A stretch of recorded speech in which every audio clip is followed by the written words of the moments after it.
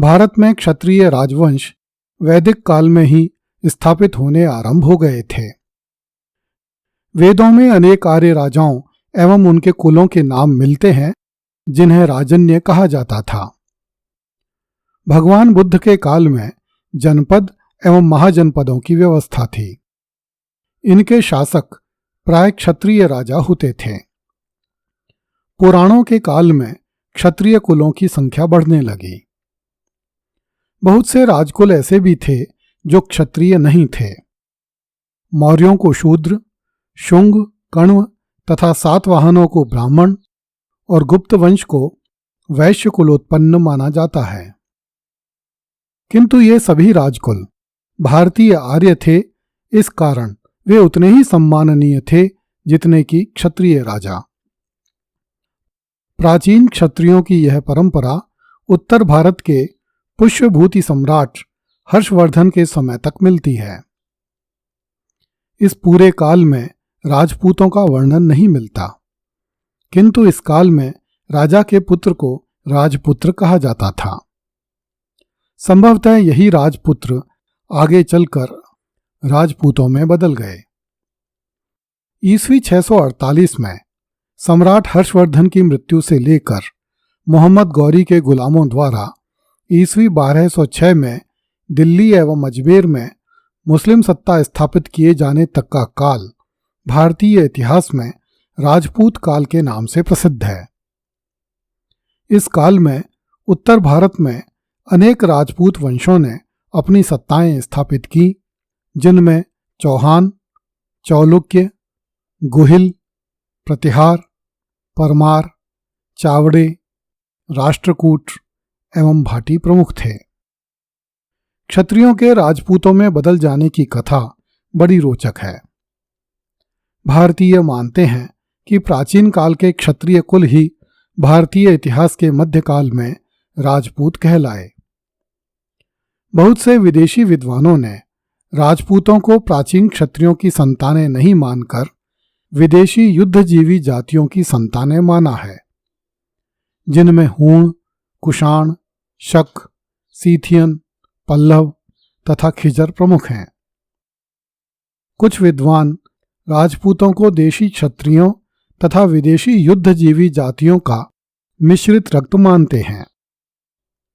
राजपूत वंशों ने अपने आप को सूर्यवंशी अथवा चंद्रवंशी घोषित किया, जैसा कि प्राचीन भारतीय क्षत्रियों ने किया था। बहुत से पुराणों में यह आख्यान मिलता है कि भगवान परशुराम ने 21 बार धरती से क्षत्रियों का विनाश किया। वस्तुतः भगवान परशुराम ने जिन क्षत्रियों का विनाश किया वे प्राचीन धर्मनिष्ठ आर्य राजा नहीं थे, अपितु विदेशी भूमि से आक्रांताओं के रूप में आने वाले अधर्मी एवं विधर्मी क्षत्रिय थे। इन धर्मविहीन क्षत्रियों में है तालजंग, शक, यवन, पारद, काम्बोज, खस और पल्लव आदि सम्मिलित थे। इन विदेशी कुलों के क्षत्रियों ने भी भारत में कुछ स्थानों पर अधिकार कर लिए थे तथा आर्य राजकुलों से उनके युद्ध चलते रहते थे।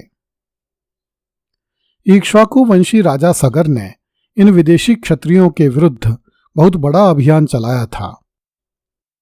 बाद में भगवान परशुराम ने इन राजाओं से अनेक लड़ाइयां लड़ी तथा उन्हें पराजित किया। वस्तुतः उन्हीं लड़ाइयों के लिए पुराणों में लिखा गया है कि भगवान परशुराम ने 21 बार धरती को क्षत्रियों से विहीन किया। कवि चंद बरदाई द्वारा लिखित पृथ्वीराज रासो के अनुसार एक बार ऋषियों ने आबू पर्वत पर यज्ञ करना आरंभ किया तो राक्षसों ने मल, मूत्र तथा हड्डियां आदि अपवित्र वस्तुएं डालकर यज्ञ को भ्रष्ट करने की चेष्टा की।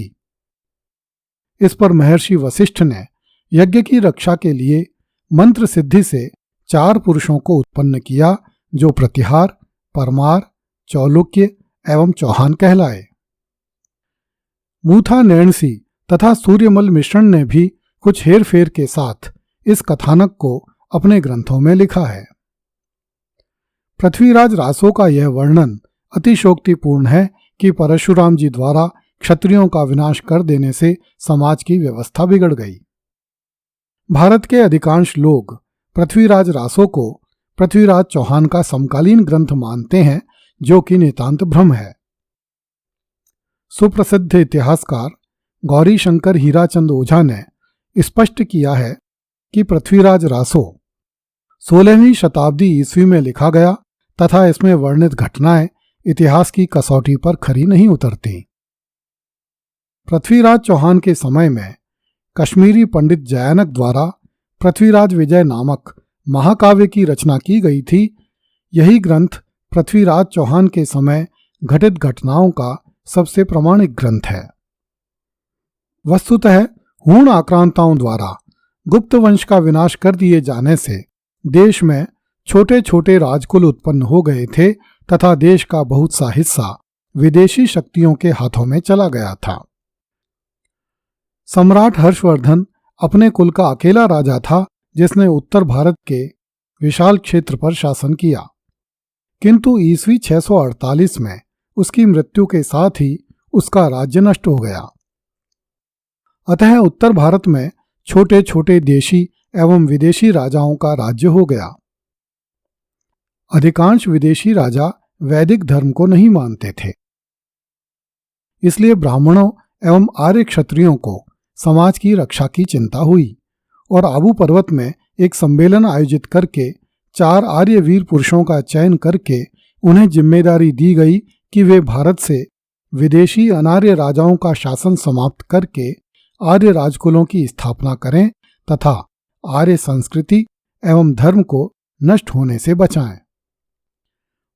पृथ्वीराज रासो में आए आबू पर्वत के यज्ञ के वर्णन के आधार पर चारण तथा भाट इन चारों राजपूत वंशों अर्थात चौहान, चौलुक्य, प्रतिहार एवं परमारों को अग्निवंशीय मानते हैं, जबकि पृथ्वीराज विजय, हम्मीर रासो तथा हम्मीर महाकाव्य आदि ग्रंथों में चौहानों को सूर्यवंशी बताया गया है।